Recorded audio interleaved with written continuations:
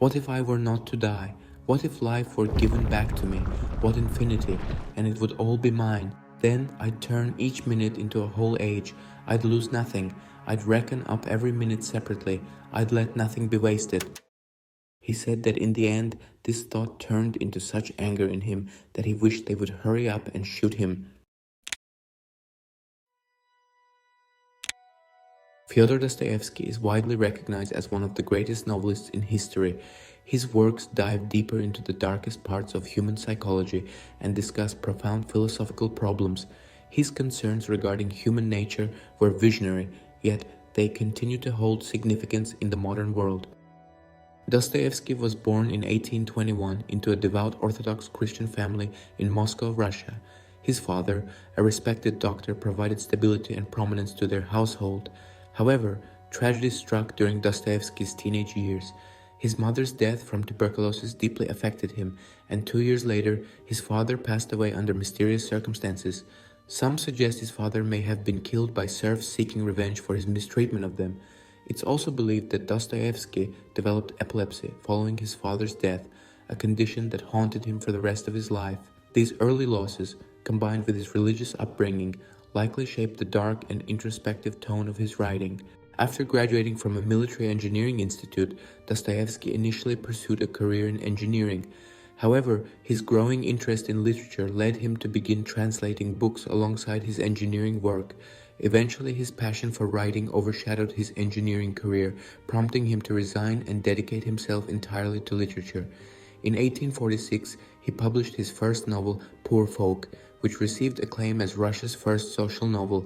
Despite this success, subsequent works faced criticism, leading Dostoevsky to explore different writing styles and ultimately experiencing financial difficulties. Primarily due to his financial struggles, Dostoevsky joined a radical group of intellectuals and writers focused on utopian socialism in 1847. His involvement with this group ultimately led to his arrest. In 1849, he faced a grave sentence, death by firing squad.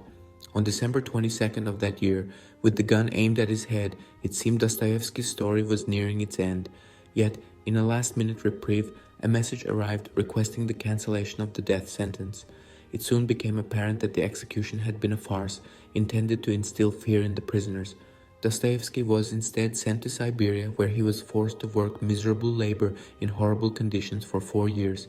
He came back in 1860 and resumed writing, producing several masterpieces such as Crime and Punishment, Demons, The Idiot, and The Brothers Karamazov, all acclaimed as enduring classics.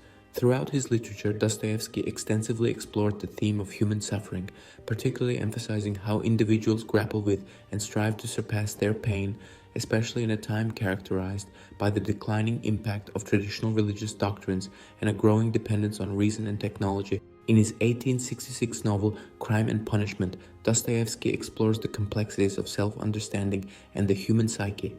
The story follows Rodion Raskolnikov, a young former law student grappling with poverty.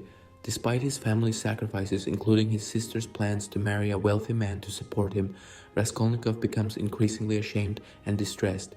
Influenced by nihilistic and atheistic ideologies, he rationalizes robbing and murdering a wealthy woman, convinced of the moral justification for his actions. Raskolnikov breaks into her apartment and fatally strikes her with an axe. Caught off guard by the unexpected presence of the woman's pregnant half-sister, he also ends her life. Yet, after the deed, he's haunted by guilt and horror, realizing he's not the powerful individual he imagined. Ultimately, he turns himself into the police to avoid succumbing to insanity.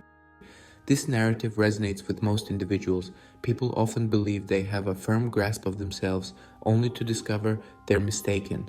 The human brain is paradoxical. What we perceive ourselves to be often diverges from reality. Raskolnikov assumes he possesses the capacity to commit murder without conscience, yet ultimately he proves to be tender-hearted and unable to bear the weight of his actions. Through Raskolnikov's turmoil, Dostoevsky critiques the limitations of reasoning and self-interest in shaping morality and self-identity. Dostoevsky challenges nihilistic and utilitarian beliefs, highlighting the complexity of human nature and the disparity between self-perception and reality. However, Dostoevsky also suggests that redemption is possible even after committing grave mistakes, emphasizing the importance of suffering, faith, and compassion.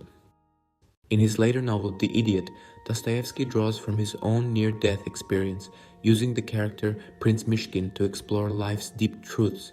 Mishkin shares a story similar to Dostoevsky's brush with death, where a man faces a mock execution. As the man confronts his imminent demise, time seems endless. He says goodbye to loved ones, pondering his fate with both fear and curiosity. Looking at a church dome, he sees the beauty of life against the certainty of death. The man struggles between embracing life's beauty and longing for death's release. He wonders about eternity, torn between wanting to merge with the divine and fearing the weight of loss. This paradox makes him yearn for death. He wished they would hurry up and shoot him, a stark contrast to his previous fear. Through this story, Dostoevsky prompts us to reflect on life's contradictions, beauty alongside despair, hope mixed with acceptance. Dostoevsky suggests that despite life's hardships, it holds profound beauty. Facing death makes us ponder life's meaning and value. It's in these moments that we question what it truly means to live. Through his exploration of these themes, Dostoevsky urges us to cherish life's fleeting moments of joy, knowing that our time here is limited.